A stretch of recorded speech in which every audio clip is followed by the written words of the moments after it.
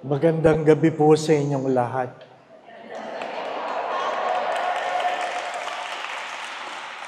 Simulan po natin ang gabing ito sa isang panalangin. Sa ngalan ng Ama, Anak at Espiritu Santo. God, our loving Father, grant us the grace to hear what we ought to hear, to see what we ought to see, that we might do what we ought to do. In Jesus' name we pray. Amen. Hail Mary, full of grace, the Lord is with you.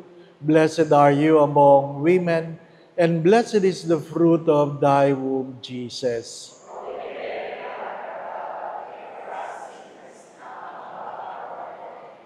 Mary, seat of wisdom, Saint Martin de Porres, in the name of the Father, the Son, and the Holy Spirit.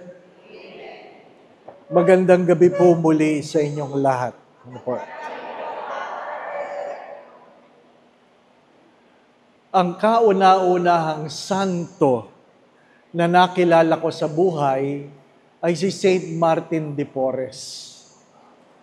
Ano po?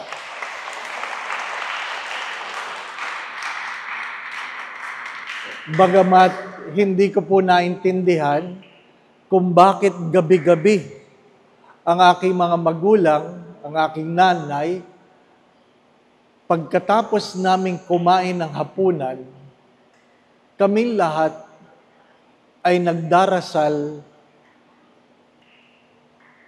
sa harapan ni Saint Martin de Porres. Ano po? Hindi ko po talaga naintindihan. Ang alam ko lang, isang nugnog na santo. Di po ba, no? Si Saint Martin de Porres ay hindi pari, isang laiko. At ang kahuli-hulihan niyang sinabi, bago siya mamatay ay, siya ay nagkatawang tao. Ano po? Siya ay nagkatawang tao. Ang tinutukoy po niya ay si Jesus. Siya ay nagkatawang tao. Yan po ang nasusulat. Ano po? Pero,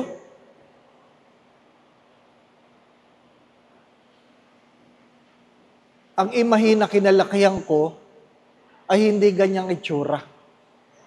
Ano po? Hindi ganyan. Bagamat, may aso. Ano po? Ngayon, si San Roque lang naman nakikilalang may aso. Ano po? Pero, si Saint Martin ay may kasamang aso.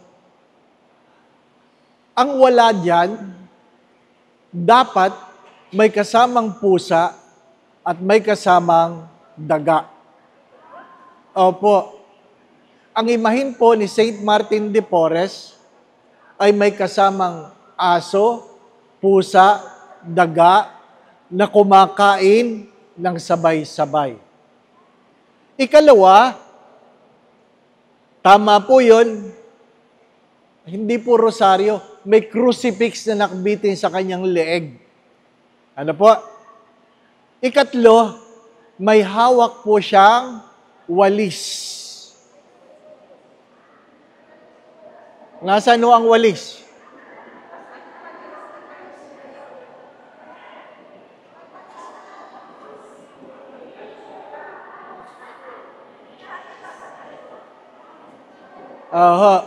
Ano po? Mahalaga po yun. Ano po? Tatlong bagay. Ang walis na hawak niya ay pinapaalala sa lahat na anuman ang ginagawa mo, kahit gaano kaliit, at iniaalay mo ito sa Diyos, ito ay nagsisilbing panalangin. Nagsisilbing panalangin. Mahina daw. Ayan. Hindi ko na uulitin. Ano? Ano man ang ginagawa nyo, kahit gaano kaliit, nagwawalis, nagtatalop, ng, sabi nga, ng gulay, nagdidilig. Kung ito ay inihahandog sa Diyos, ito ay isang panalangin. Kaya, hindi mo kailangan maging pari para maging banal. Hindi mo kailangan maging pari para maging santo. Ano po?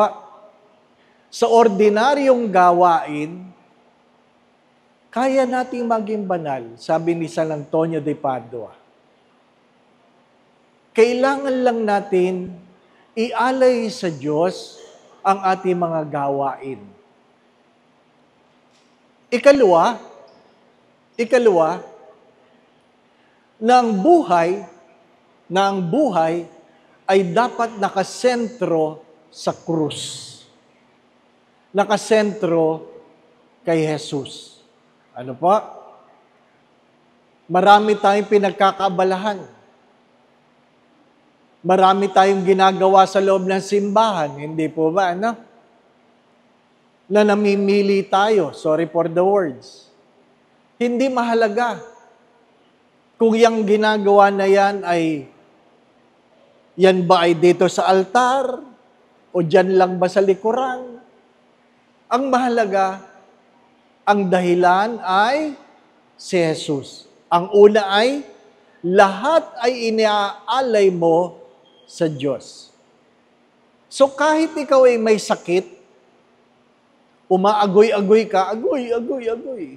Sasabihin mo, para kay Lord ito'y magiging panalangin. Ano po? Gusto natin masaya ang buhay, mayaman, malusog. Pero kay Saint Martin de Porres, hindi. Basta anuman ang iyong karanasan at ginawa mo itong handog sa Diyos, ito ay nagiging isang mahalimuyak na handog bilang isang panalangin. Ikalawa, huwag kakalimutan na ang sentro ng lahat ay si Jesus. Bakit mo ginagawa yan? Para sa Diyos. Naintindihan po ninyo? Pag ikaw ay may tinatanong, bakit mo ginagawa yan? Para sa Diyos. Sapagkat hindi lahat ng ating ginagawa sa simbahan, ginagawa natin sa Diyos. Mananabi ako, ha? Mananabi ako. Ha? Hindi ko kayo kilala. Ano po? Hindi lahat ng ginagawa natin sa Diyos. Yung iba nagsiserve para kay Father. Di po ba, na? May mga taong nagsiserve para kay Father. Kaya pag lumipat si Father, lipat din sila. Di po ba? Oo. Pag si Father ang nagmimisa, puno. Pag ibang pari ang nagmimisa, walang tao. Pag si Father ang nagmimisa, malaki ang hulog. Pero pag iba ang nagmisa, mababa. Sa madalit sabi, hindi lahat ng ginagawa sa loob ng simbahan, ginagawa para sa Diyos. Si Saint Martin de Porres ay nag-aanyaya sa atin na suriin ang ating mga sarili. Ang akin bang ginagawa ay para sa Diyos. Kasi pwede kang magwalis lang na hindi ka napapansin ay ikaw ay magiging kalugod-lugod sa Diyos kaysa kumakanta ka, lay minister ka, ano pa? Lector ka, nagdo-donate ka, magsabi kayo. Lahat yan ay kailangan. Pero kung yan ay ginagawa mo para lang kay Father, para lang kung ano ang sasabihin ng ibang tao, sayang. Sayang. Sayang. Mahalaga ang sentro ay si Jesus. Ikatlo, Bakit ko sinasabi yung magkasama yung aso, pusa, daga? Mahalaga yun. Sapagkat hindi naman nagsasama yung tatlo. Di po ba?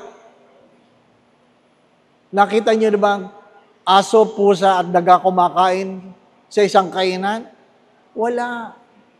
Pero kay Saint Martin de Porres, ang mga hayop na ito ay magkakasundo. Bakit? Isa sa kanyang karisma na kung saan gusto niyang ipaalala sa lahat na ang pagkakaisa, harmony. The term that was used is harmony. Is more important than everything. Not only peace, but harmony. Di po ba, ano? Ano ibig sabihin nun? Hindi natin kailangang maging pare-parehas. Di ba? Philharmonic Orchestra. Iba't ibang instrumento, iba't ibang tunog, pero kung sila ay magkakatugma, nagdudulot sila na magandang musika. Naintindihan po ninyo? Ang mas mahalagang katuruan ni Saint Martin de Porres ay mabuhay tayo harmoniously bilang pamilya, bilang parokya, bilang magkakababayan, bilang tao.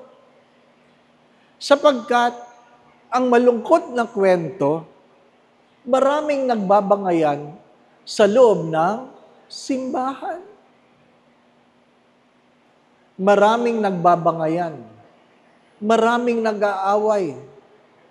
At sabi nga, ang pinakamalaking iskandalo ng simbahan ay tayo-tayo, sabay nagdadasal, pero hindi tayo magkakasundo. Di po ba, anak? Tama naman si Saint Martin. Ang kanyang, sabi nga, kautusan o katuruan ay ginagamit sa ngayon sa ibang terminolohiya. Ano po? Anong term na ginagamit? Simula ng PCP2. Ano po? Unity. Hindi po ba, ano? There must be unity in our differences. Magkakaiba. Isipin nyo, kung kayo ay papipiliin ng instrumento, kung lahat ay torotot, pangit. Di ba? Tunog pa lang, torotot, pangit, no? Kung lahat naman tambol, ang ingay. Kung lahat cymbals, maingay. Di po ba? Pero kahit gaano ang ating pinagkakaiba, regardless of our diversity, if we can be one, we can produce a great harmony. Hindi mo kailangang maging katulad ko. At hindi ko kailangang maging katulad mo. Para tayo ay umunlad. Mahalaga na tayo ay kilala natin ang ating kasinuhan. Mahirap yung wala kang boses, gusto mo sa choir. Diba, ano? Ang hirap nun. Ang hirap magmisa na yung choir mo, parang nag-aaway ang mga boses. Di po ba, ano? Kahit ang mga anghel, ayaw makinig. Di po ba, ano? Hindi. Maglingkod ka ayon sa panawagan ng Diyos. Hindi ayon sa iyong kagustuhan. Di po ba, na? Maglingkod ka. Kahit naman hindi maayos magbasa, gustong maging lektor. Yung iba nga, ang labo na ng mata, gusto pa rin lektor. Di po ba? Hindi ko po alam dito. Yung iba nga, lektor lang pag maganda, pag may piyesta. Pero hindi uma-attend o nagbabasa kapag ordinaryong araw. Ang hirap nun. Minsan naimbitahan ako sa isang piyesta. Ano po? Hindi ko rin sila kilala. Inimbitahan nila ako. Nang nagmimisa na, nalipad yung pages ng libro. Nako, hindi makita ni ate kung anong babasahin. Kasi hindi niya maalala. Hindi nag-practice siguro. Maya-maya, sabi niya, ang ikalawang pagbasa ay mula sa Ebanghelyo ni San Mateo. Oy, akin yun. Pag gospel, pare, di po ba, no? Sabi ko, ay, akin yan. Ang hirap nun. Bakit? Hindi nag-practice. Bakit gusto mo magbasa ng ganong araw? Ay kasi maraming tao. Di po ba, anak? Maraming tao. Maraming hindi nagsiserve pag ordinaryong araw. Pero pag piyesta, ay, nandyan. Lalong-lalo na pag nakapilipinyana. Di po ba, ano? Oo. Sabi ko doon sa isang pari, sa isang parokya, wow! Grabe naman ang parokya mo. Pilipinyana ang server. Di ba, ano? Kahit matanda na, pinipilit pa rin. Dininervyos ka nga, baka matisod eh. Ano ibig ko sabihin?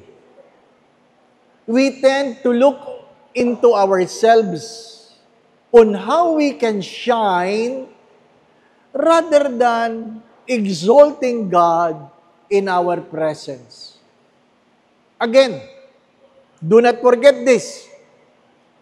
Whatever you do, regardless how mean, how little, it could be considered nothing if it is being offered to God. God honors it as prayer. Second, always put Christ as the center of your life. Madali kay Saint Martin ang maglingkod kasi nakikita niya si Kristo sa lahat ng bagay. Nakikita niya si Kristo sa lahat ng tao. Kaya nga ang huli niyang salita bago siya bawian ng buhay ay, siya ay nagkatawang tao. Pag nakikita natin si Kristo sa bawat isa,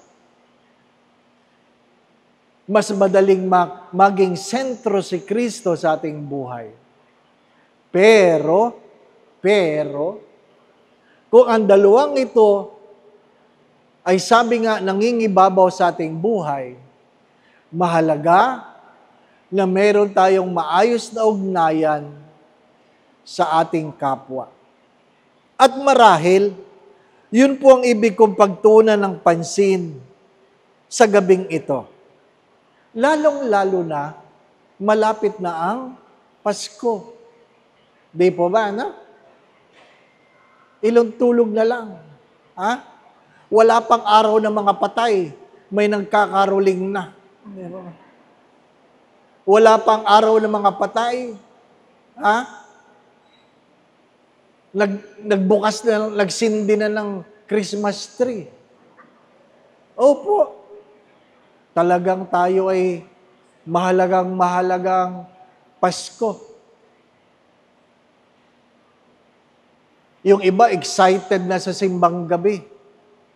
Ang problema doon, present lang sila sa una, ikalawa, ikatlong araw, tutulog na. Babalik na lang sa huling araw. Di po ba, ano?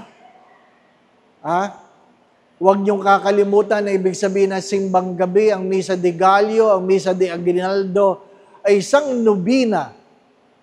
Pag sinabing nobina, nakaugat sa salitang 9. 9. Ang 9 ay siyam na buwan sa sinapupunan ng ina bago ipinanganak si Jesus. Kaya bawat araw ng simbang gabi ay isang buwan sa sinapupunan ng mahal na Birhen. Kaya, pag umabsent kayo ng isa, nako, baka blue baby. 2, abnormal. 3, nasa incubator.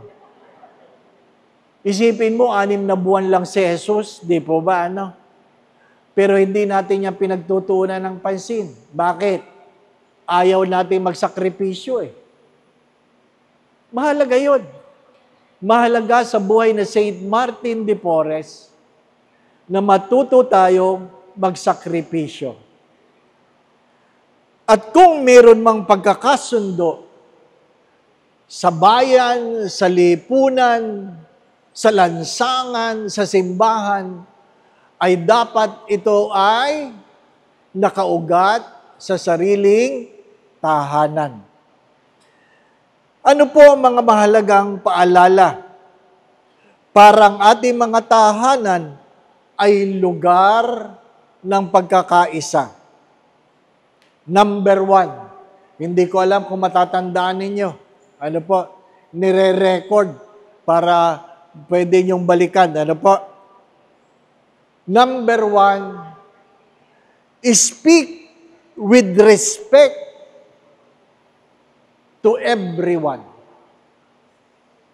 Respect. Merong paggalang. Naintindihan po ninyo? Merong paggalang. Pag sinasabing, honor your mother and father, it means respect them. May nagtatanong, Father, ibig sabihin, hindi ako pwedeng sumagot sa nanay ko? Pwede. Pwede. Ngunit merong paggalang. Merong paggalang. Kasi, pag tayo nakukulitan, sumasagot tayo ng pabalagbag. Ng mataas ang boses. Di po ba, ano? Yung mga kabataan, konti lang. Konti lang ang kabataan. Karamihan matatanda na. Di po ba? Ano? Di ba?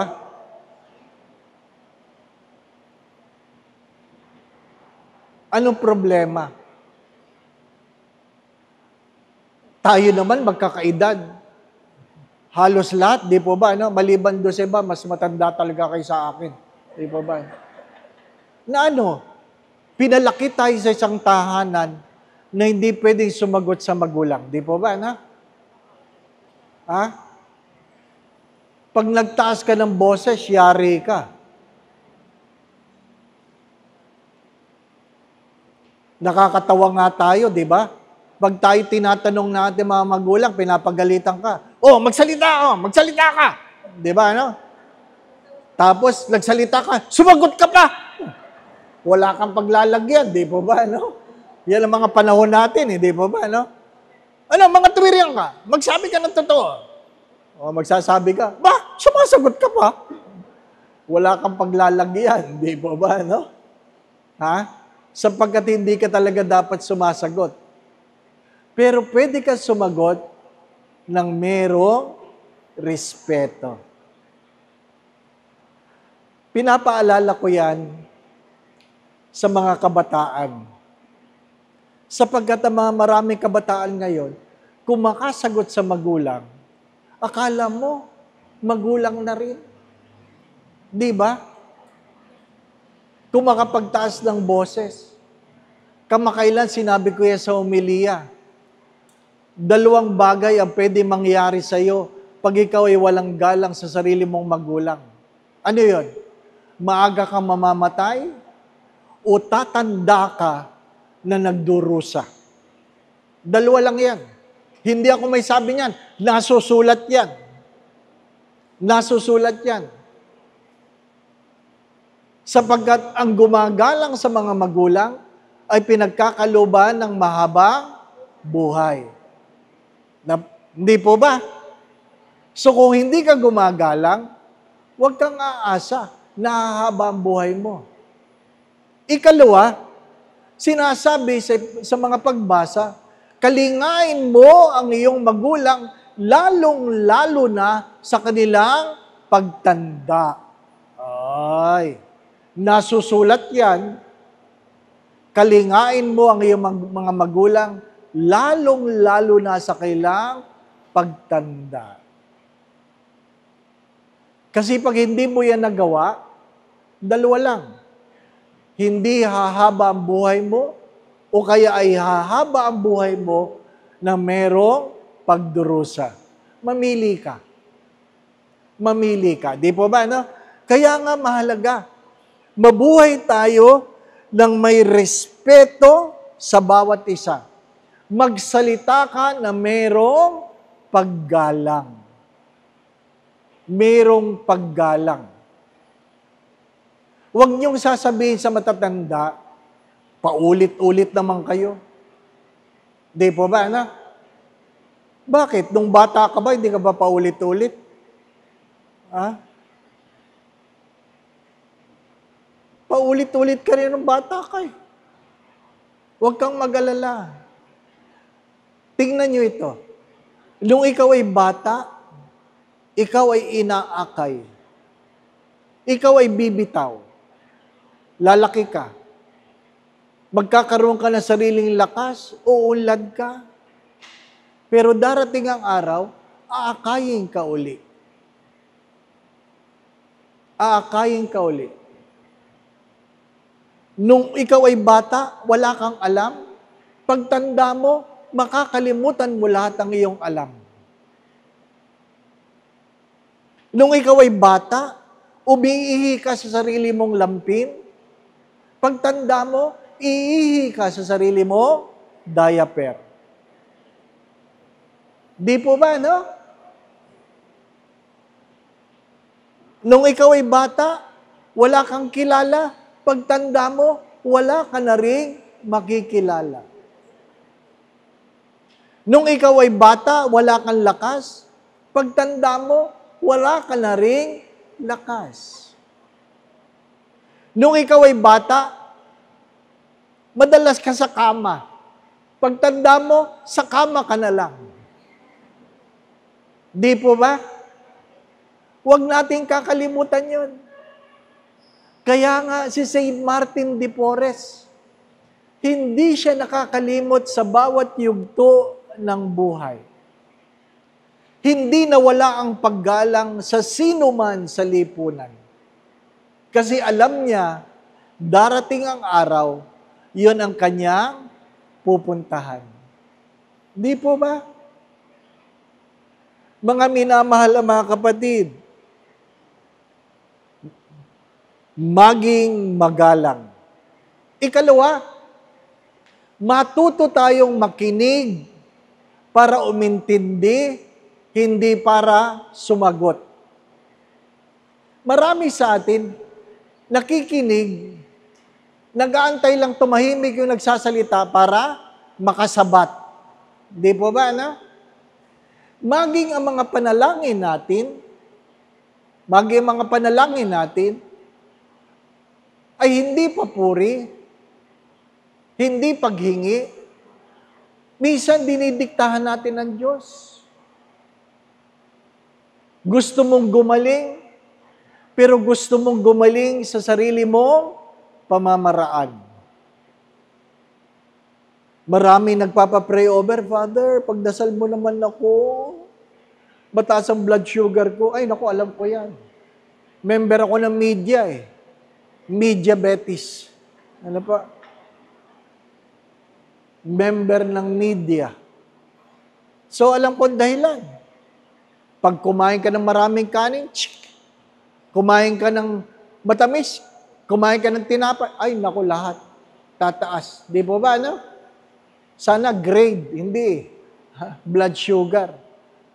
Nay, bawasan niyo ang kanin.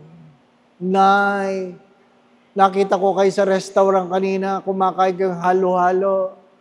Nay, bawasan niyo ang ganito. Nay, alam ba sabi sa akin ng matanda? Father, i-pray over mo na lang ako. Huwag mo na akong pagbawalang kumain. Ay, yun ang problema, di po ba, no? Ano po ang palagi ko sinasabi? Pag sinabi ng doktor, bawal kainin yan, bawal yan, bawal yan, ibig sabihin, meron ka pang pag-asa. Pag sinabi na ng doktor sa inyo, Nay, kahit ano pwede nyo na kainin. Opo, ang ibig sabihin nun, malapit na kayo mamatay. Oo. Pag kayo ay hindi na pinagbabawalan ng doktor, sinasabi lang nun, mag-enjoy ka, malapit na. Kaya yung iba, ay, ang higpit ng doktor ko, ang daming bawal. Ay, anong ginawa mo? Naghanap ako ng ibang doktor. Oh, yari. Malapit ka na. Kaya pag kayo ay may anak, na pinagbabawalan kayo na, bawal sa inyan. Ibig sabihin, mahal kayo nun. Hindi kayo pinagmamadamutan ng inyong anak kapag kayo ay pinagbabawalang kumain ng bawal. Pero pag kayo ay napansin nyo, pinapakain kayo palagi na masarap, ha? Ay, pinapatay kayo nun, hindi yung pagmamahal. Oo, maniwala kayo sa akin, ha? Yung, Nay, kain pa. Busog na, Nay, kain pa. Oh. Nay, gusto mo ng cake? Oy, ay, gusto ko. Ay, Nay, gusto mo ba? Oh. Nay, gusto mo ng ice cream? Oh, kain na. Ay, pinapatay ka nun. Hindi pagmamahal yun. Kasi feeling natin, pag masarap, pag masaya, pag magaan, pagmamahal. Kaya nga, ano sabi ni Saint Martin? Huwag mong kakalimutang ilagay si Kristo, ang crucifix, sa iyong dibdib. Hindi yan nag-enjoy. Nagsakripisyo yan. Di po ba, no? Nagsakripisyo yan. Kaya, mahalaga na tayo ay nakikinig. Nakikinig. Even prayer is not a self-centered monologue, but a God-centered dialogue. Nagsasalita ka sa Diyos, pagkatapos, makikinig ka sa sasabihin ng Diyos. Kung napapansin nyo, ang misa, the apex and the summit of our Christian life, is a dialogue. Sa una, hihingi tayo ng tawad, pupurihin natin ng Diyos. Tayo ang nagsasalita. Pangalawa, upo tayo, magsasalita ang Diyos sa mga pagbasa. Dapat nakikinig tayo. Hindi yung pagdating ng pagbasa, matutulog tayo. Lalong-lalo na pag nag-homily si Father. Unang pagbasa, unang pagtulog. Ikalawang pagbasa, pangalawang pagtulog. Humiliya, mahaba-habang pagtulog. Kitang-kita kayo dito. Tumayo kayo minsan dito para alam nyo kung ano itsura ninyo dyan. Kitang-kita ka dyan. Alam ni Father na nakanganga ka. At maalimpungatan ka, hiyang-hiya ka, di ba, no? Kita ka, di ba, no? Pagkatapos ng misa, pupuntahan mo si Father, Father, thank you, ha? Saan? Ang ganda ng homily mo. Oh. Ano sinabi ko? Basta. Wala na. Di ba? Oh. Ngayon, pagkatapos ng pagbasa, mag-o-offer tayo. Di ba? Offertory. Tayo mag-o-offer.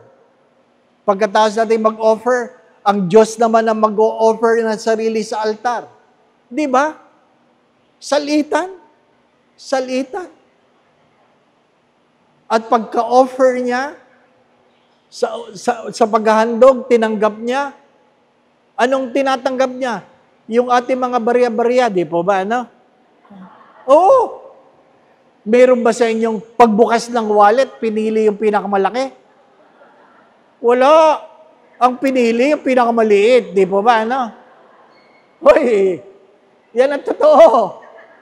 Yun ang pinakamaliit. Ha? Kaya nga tinatago mo, ayaw makita ng katabi. Di po ba, ano? Pero pag malaki yan, ay, ginaganyan-ganyan nyo. Para kita ng katabi, di po ba, ano? Oh, kita nyo na? Totoo yan. 27 taon na akong pare, alam ko na yan. Di po ba, ano? Doon nga sa dating parokya ang hinuhulog lang, barya. Kaya, pagkatapos ng misa, itataktak lang dyan sa bilao. Sa bilao, ang bilangan namin, bilao. Alam niyo ba yung bilao? Ha? Oh. Nako. Kawawa yung mga mother butler ko. Ha? Sira ang koko. Kasi, puro bariya eh. Kaya pag ang tagabilang nyo ay magandang koko, ay, ibig sabihin, papel yan, papel. Pag sira-sira ang koko, ay, maraming bariya. Ano pa? Kasi tayo, gusto natin, pag tayo tumatanggap, malaki. Pero pag tayo nagbibigay, yung pinakamaliit, di po ba, no? Ano man ang inihahandog mo sa misa, ang handog ng Diyos ay buong katawan at dugo.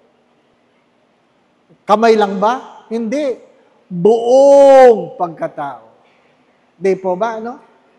Kaya pagkatapos ng misa, humayo kayo. Mahalin at paglingkuran ng Diyos. Mayroong kaakibat na kautusan. Nakikinig pa ba tayo? Nakikinig pa ba tayo? Ikatlo, hindi kailangang sumigaw. Kapag ang tahanan, mayroong sumisigaw, ibig sabihin, mayroong hindi nakikinig. Pag sumigaw ang nanay, ibig sabihin ang anak ay hindi nakikinig. Pag sumigaw si Mrs., ibig sabihin si Mr. ay hindi nakikinig. Di po ba, no? Alam niyo yun. Pag sumigaw si Mr., si Mrs. bingi. Kasi gusto natin, tayo lang pinapakinggan. Pag ako'y nagkakasal, isa yan sa kabilin-bilinan ko. Bawal sumigaw sa tahanan. Kailan lang pwedeng sumigaw? Kapag nasusunog ang bahay. Kaya pag hindi nasusunog ang bahay, wala dapat sigawan. Meron akong kinasal, matagal na nagsasama, malaki na ang anak, hinomili ko yon. Kasi alam ko, nagsisigawan sila eh. Oh. Kaya nung sila umuwi na sa bahay, pagkatapos silang linggo, ay sweet na sweet. Pero, bumabalik sa dati ugali, sigawan. Kaya sumisigaw, sigaw, ah! Sabi nung anak, may saan nasunog, saan nasunog? Ah. Naalala niya ang homily, di pa ba? Mabuti pa yung bata, nakinig. Yung mag-asawa, hindi. Again, respect. Listen. Don't shout.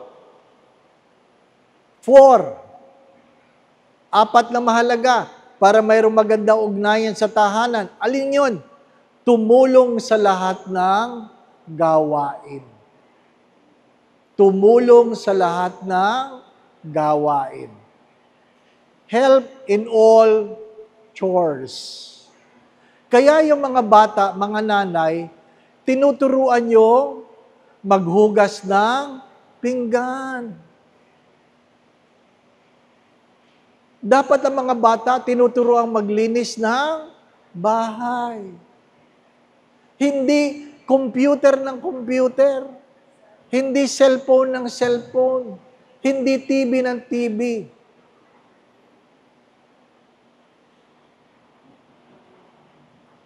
Kahapon lamang, nagkaroon ng deklarasyon sa Estados Unidos in 26 states. Cellphone is now forbidden in school. Cellphone is now forbidden in school. Sapagkat napatunayan nila na ang pagsi-cellphone ay nakakabagal sa pag-iisip ng bata. Kaya, yung maliliit pa lang, cellphone ng cellphone, nako, baka walang kinabukasan yan. It takes time for people to realize what is good and what is bad. Hayaan nyo. Minsan, paglabahin nyo ang inyong mga anak. Kahit may washing machine, sabihin mo, ikaw maglaba, anak. May washing machine naman, hindi po ba, ano?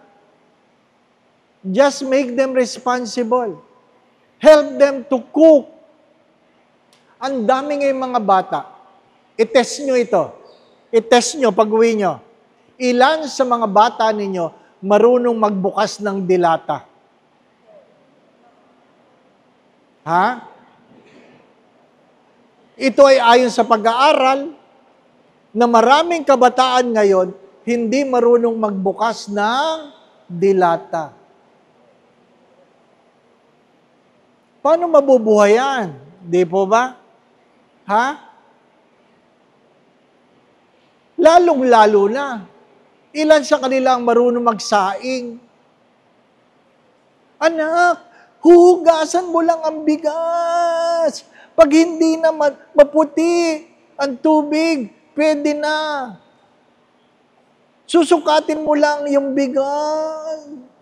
Yung dami ng bigas, yun ang dami ng tubig. Di ba, ganon? Ganon lang kasimple yun. Naintindihan mo, anak? Opo. Pagdating ng tanghalian, kain na tayo. Walang kanin. Bakit? Inilagay ang rice cooker, hindi inon. May tawag doon.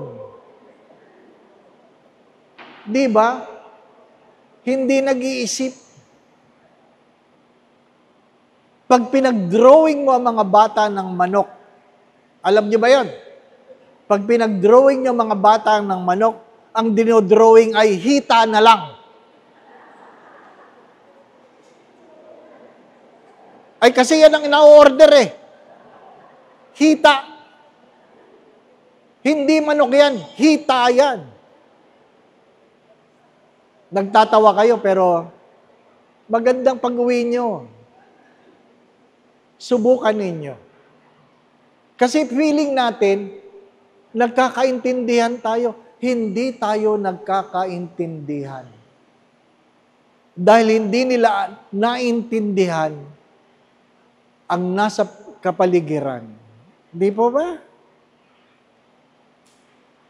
Alam niya yung mga batang yan, lumaki na napaka-komportable ng buhay. Pag ayaw ang channel, di ba? Sa isang oras, ang daming channel na nalilipat. Bakit doon tayo lumalaki? Nakakabuo tayo ng sine. Kasi tatayo ka, tek. Di ba? Inabot nyo yan, di ba? Toto. Tapos, pag hindi pa malinaw, ayusin mo antena. Iikot mo. Di ba? Inabot nyo yun. Ay! Hindi na nila naranasan yun. Kaya kaunting hirap, reklamo. Tapos gusto nilang pumunta sa langit. Ay, excuse me. Sabihin nyo, hindi kayo makakarating sa langit. Simple lang ang buhay.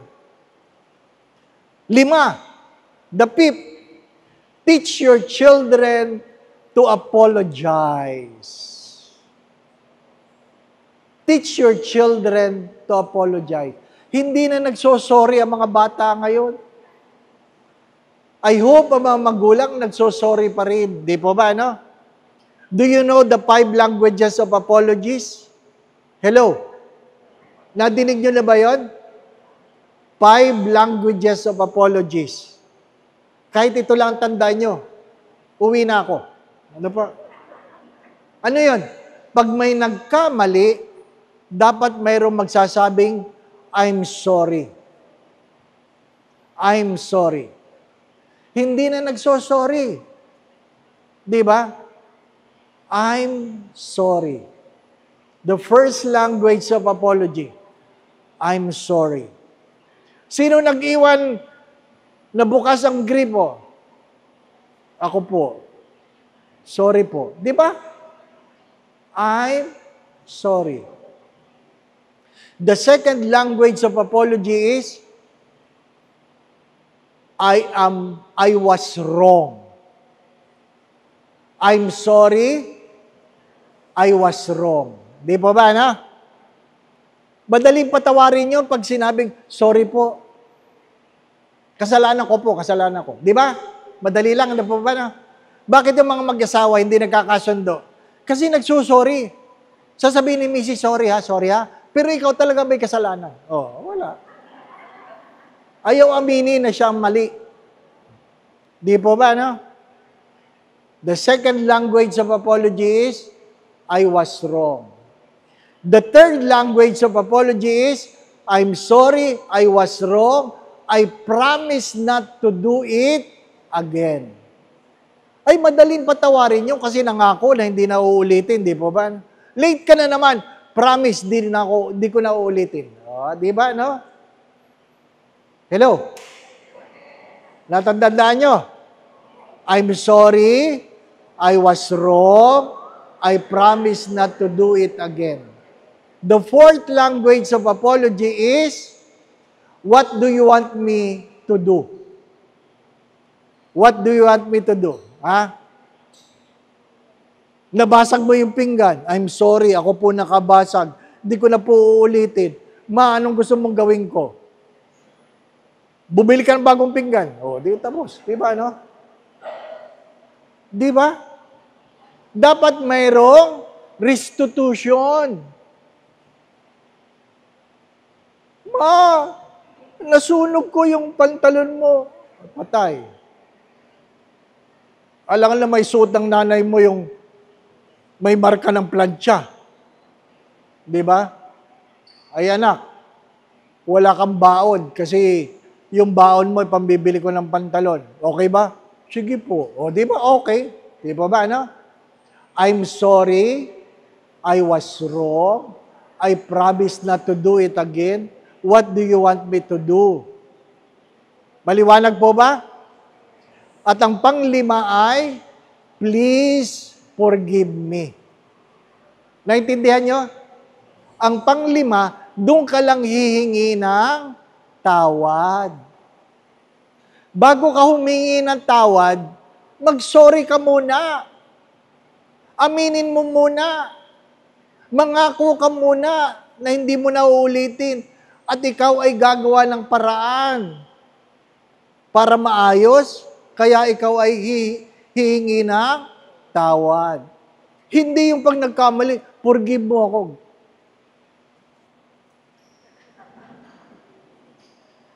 Naintindihan po ninyo? There can be harmony in our family, in our parish, in our offices, in our villages if we know the language of apologies. Ha? Learn to apologize when you commit wrong. Pwede na tayo mag-uwian. Malaking bagay na yun. Di po ba, ano? Ha? Pag-uwi mo, Ma, ginagabi ka. Sorry, anak. Si Father nangyari. Haba ng talk. Hindi na uulitin yun. Di ba?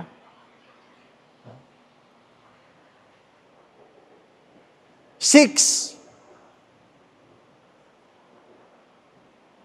Ito mahalaga. No cellphone during meals. Ang dami nag-react. Dami nag-react. No. Ha? No cellphone during meals. Pag kumakain, magkwentuhan. Mahirap yung, tingnan nyo sa restaurant. Ha? Nagsiselfone ng nanay, nagsiselfone ng tatay, nagsiselfone ng mga anak.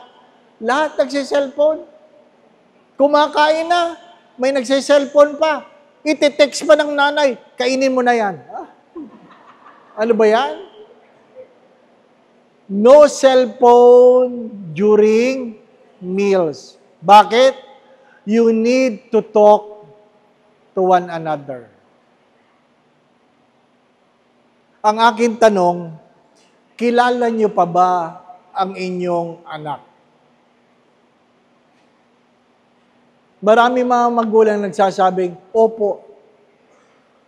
Pero pag nag-suicide, hindi mo alam kung bakit. Bakit? Hindi mo kinakausap. Hindi mo kilala. Tinatanong ko yung isang anak, anong nangyari sa nanay mo? Sa burol. Hindi ko po alam, Father Bigla na lang inatake. Sa madalit sabi, hindi mo alam na may sakit ang iyong ina. Hindi mo kilala. Nakita mo lang, ay okay. Pero hindi mo alam na mayroon palang karamdaman. Namatay na lang. Di po ba, ano? Kasi hindi tayo nag-uusap. Alam po ninyo, nung namatay ang aming ama, 14 years ago na, hanggang ngayon, hindi na bumalik ang saya sa Noche Buena. Hindi na bumalik ang saya sa Noche Buena. Mas maraming pagkain ngayon. Mas maraming dekorasyon. May music. Pero hindi na kami kasing saya. Bakit? Kulang Huwag niyong antayin na magkulang ang lamesa, saka lang niyong maalala ang halaga ng bawat isa. Inuulit ko, huwag niyong antayin na magkulang ang lamesa bago niyo makita ang halaga ng bawat isa. Makikita niyo at maintindihan niyo, harinawa, not too late, that it is not the food that makes us happy. It is not the decoration that makes us happy. It is not the music, the Christmas carol, that makes us happy. It is our presence. Kaya nga pag Pasko, umuwi kayo. Bahala na si Father sa kumbento. May sarili kayong pamilya, doon kayo magsalo-salo. Tanggap na namin yan bilang pari. na kami ay walang kasama pag Pasko. Pero pwede naman kami makikain sa inyo. Di po ba, no? Di ba? Kung iimbitahan. Father, kain ka sa amin. Pero walang nagsasabi kung taga saan siya. Di po ba, no? Father, kain ka. Saan? Sa amin, saan nga sa inyo? Di ba? Maraming ganyan. Eat together. Without cellphone. Talk together. It is not the food. Tandaan niyo yan. Can you imagine 14 years ago, hindi na bumalik ang dating saya. Ang malungkot na kwento, noong February, namatay ang panganay namin. Nabawasan pa ng isa. Pag tayo tumatanda, pabawas na tayo ng pabawas. Huwag niyong antayin na solo ka na lang. Ang mahirap niyan, buhay pa sila, solo ka na. Bakit? Hindi ka magandang kausap. Walang gustong mag-imbita sa iyo kasi dapat masaya ang Pasko, sisirain mo pa. Di ba ba? Di ba? Maiksi lang ang buhay. Minsan, asot pusa tayo. Pero kay St. Martin, aba, pwede magsama asot pusa at daga. Di po ba, no? Ang natatandaan nyo lang yung tinapay. Di ba? Hindi. Alalahanin mo kung sinong kumakain.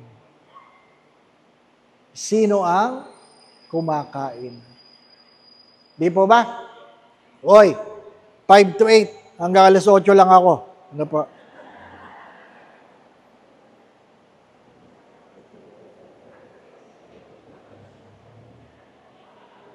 Last two. Ano po?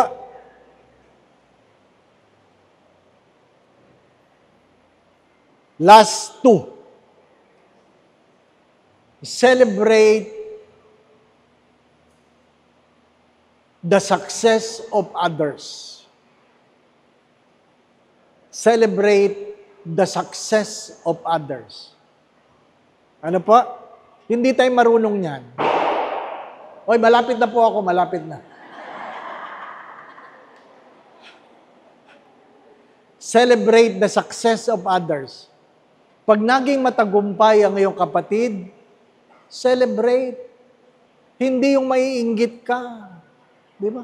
Ay, nakapasa ang anak mo, congratulations. Hindi yung nakapasa ang anak niya, ayusin mo ha, para nakapasa ka rin ha. Di ba? Celebrate the success of others. Ano po? Matuto tayong magpasalamat. Matuto tayong magdasal, hindi lang yung ating magandang kinabukasan, kundi ang pag-unlad ng kasama natin sa pamilya. Nakuha po ninyo? Hindi yung tayo naiinggit. Di ba? Yun ang malungkot na kwento ng mga pamilya ngayon. Mas nangingibabaw ang inggit kaysa pasasalamat. Di ba, no? Pag ako nagagalit ako, binabara ko talaga. Ang alin? Kapag mayroong pamilya na sinisiraan ng kapwa-pamilya. Binabara ko talaga. Ano ba nakukuha nyo pag sinisiraan yung kapatid ninyo? Di ba? Ano ba sabi kahapon? Ha? Tama. Magaling ka nga. Nag-aayuno ka nga. Nagbibigay ka nga ni kapo. Naglilingkod ka nga sa simbahan. Kaya lang, ibinaba mo ang dangal ng iyong kapwa. Hindi katulad niyan, magnanakaw, mandaraya. Ay, wala tayong mapupulot diyan. Hindi tayo kalulugdan ng Diyos. Anong sabi kahapon sa unang pagbasa? Ang ating mga panalangin ay lalagpas sa ulap kung tayo ay mapagpakumbaba. Kung tayo ay mapagpakumbaba. Ano pa? And lastly, 2-8. Ano pa? Pagsasamahin ko na yung last. Learn to laugh together. Take note. Learn to laugh together. Always say thank you. And I love you. Hello. Learn to laugh together. Alam mo, nung tayo po'y maliliit, mababaw lang kaligayahan natin. Di po ba, no? May nautot lang, tawanan na tayo, di po ba, no? Learn to laugh together. Pag hindi na kayo tumatawa, matanda na kayo. Oo. Learn to laugh together. Never get tired of saying, thank you. Thank you. Di po ba, no? Thank you. Wala naman, hindi naman ikababawas ng iyong pagkatao yan. Thank you. Di po ba, no? Thank you. Pinaupo ka, thank you. Pinauna ka, thank you. Di ba? Matutong magpasalamat. Thank you. Ang malungkot ay hindi na nagsasabi ang mga magulang sa anak, I love you. Kailan nyo kahulihan sinabi? Wala, no? Kasi yung mga anak, hindi rin naman nagsasabi ng I love you kasi hindi naman kayo nagsabi ng I love you. Love you! Di ba?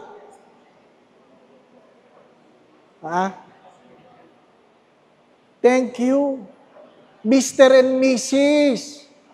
Say, thank you. Di ba? Bago matulog, thank you, ha? Di ba? Thank you. Salamat. Di po ba, no? Salamat. Kung nabubuhay tayo sa pasasalamat, magiging masaya tayo. Kung nabubuhay tayo sa pasasalamat, magiging masaya tayo. Why? The secret of a happy life is a grateful spirit. Not all happy people are grateful people, but all grateful people are happy people. Hindi lahat ng masayahin marunong magpasalamat. Pero yung mga marunong magpasalamat, masayahin. Kaya yung mga bugnutin ng mukha, mga hindi marunong magpasalamat yan. Kasalanan nyo yan. Di po ba, no? Yun nga, pag binigyan mo nga mga bata ngayon, oy, ito, Merry Christmas. Anong sabi ng bata? Ito lang. Grabe. Very entitled, no? Yung mga kabataan sa dating parokya, walang ginawa yung kundi manghingi sa mga nagsisimba. Nung Pasko, 26, pagkatapos ng Pasko, nakita ko yung mga bata nagbibilang ng pera. Ano po? Sabi ko, ano, kumusta? Sabi mo ng isang bata, mahina, Father, mahina. Grabe. Yun ang laman ng isip ng bata, no? Pera na lang. Pera. Sana. Ano po? Alas 8 na, malayo pa ako. Maging magalang, matutong makinig, bawal sumigaw, tumulong sa tahanan, humingi ng paumanhin, and there are 5 languages of apologies. 6, no phones during meals. Celebrate in each other's success. Laugh together. Learn to say thank you and I love you. Diba, ano? Huwag mong gugulatin si Father, ha? I love you, Father. Huwag mong gugulatin. Ano po? My dear friends, my brothers and sisters, every time you look at the image of Saint Martin de Porres, bata nga dyan eh. Matanda na yun. 59 yun eh, 59. Yung aming Saint Martin de Porres, nugnog talaga, nugnog. Nugnog, alam niyo yung nugnog. Maitim na maitim. Nakulot ang buhok. Ano po? Yan naman, medyo kulot naman yan. Nagpaano lang, nagpa-hyper. Ano po? Ha? May krus, may walis, may kumakain na aso, pusa, at daga. Para maintindihan nyo, maalala ninyo, ano po? Upang sa darating na Pasko, Hari nawa, huwag nating antayin na kulang ang tao sa lamesa at doon lang natin malalaman ang kahalagahan ng bawat isa. Ang saya ay wala sa pagkain, wala sa dekorasyon, at wala sa tugtugin. Di ba, no? Kasi yung iba sa inyo, bingi na eh. So kahit gaano kagandang tugtog, wala na. Di ba ba, no? Kaya nga nagtataka ko, yung matatanda, naghahanap pa ng bagong cellphone. Oo. Na hindi na naman nakikita. Na hindi na marinig. Ano?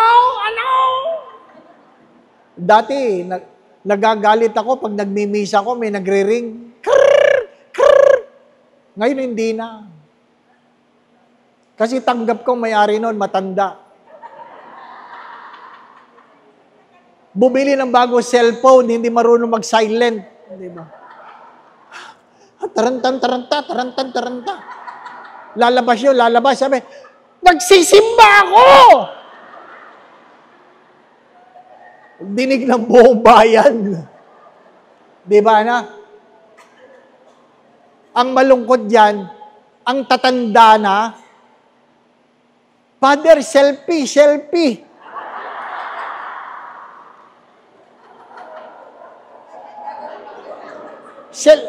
Pagtingin mo sa cellphone, kalahati na mukha niya, kalahati mukha ko.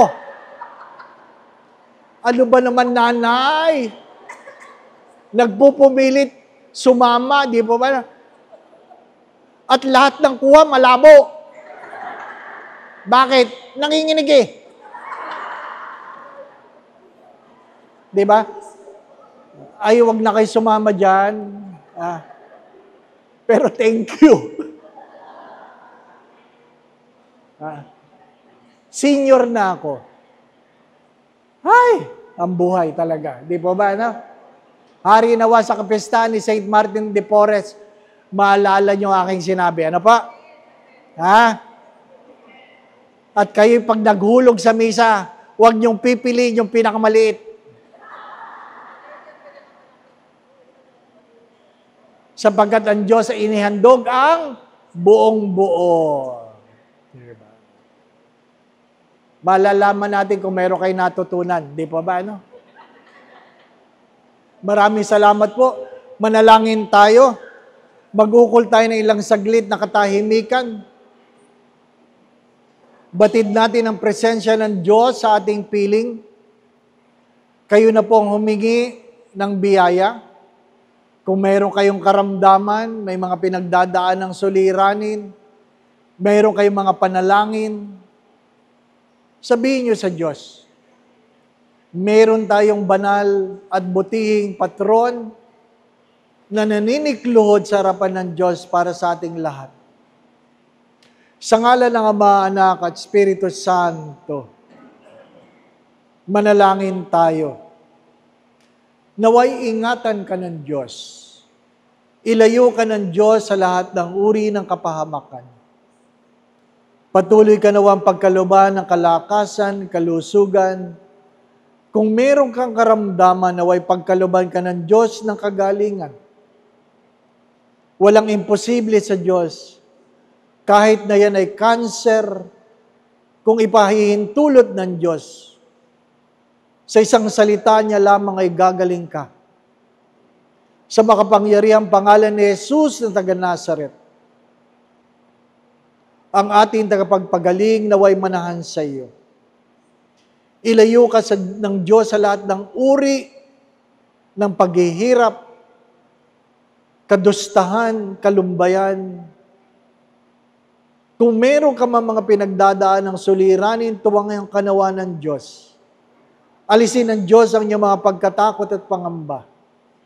Dagdagan nawa ng Diyos ang iyong pananalig at pananampalataya sa Kanya. Kayo, ang inyong pamilya, saan man naroroon, ay pagharian nawa ng Diyos ng pagmamahalan, pagkakaisa, pagkakasundo-sundo, kapayapaan, kasayahan, puspos ng pag-ibig at kasaganahan. Nawa ang mga kabataan ay maramdaman ang panawagan ng Diyos. Maintindihan ang pagmamahal ng Diyos sa bawat isa sa kanila. Nawa ang mga kabataan ay pagkalooban ng Diyos sa magandang kinabukasan. At kung ano man ang iyong mga panalangin, naway maging kalugod-lugod ito sa iyo. Sa Diyos, ipagkaloob nawa sa iyo ng Diyos kung ano man ang makabubuti, makababanal para sa iyo. Sa tulong at panalangin mga banal, lalong-lalo na ng mahal na Biren, gayon din ni San Jose, tapat niyang esposo.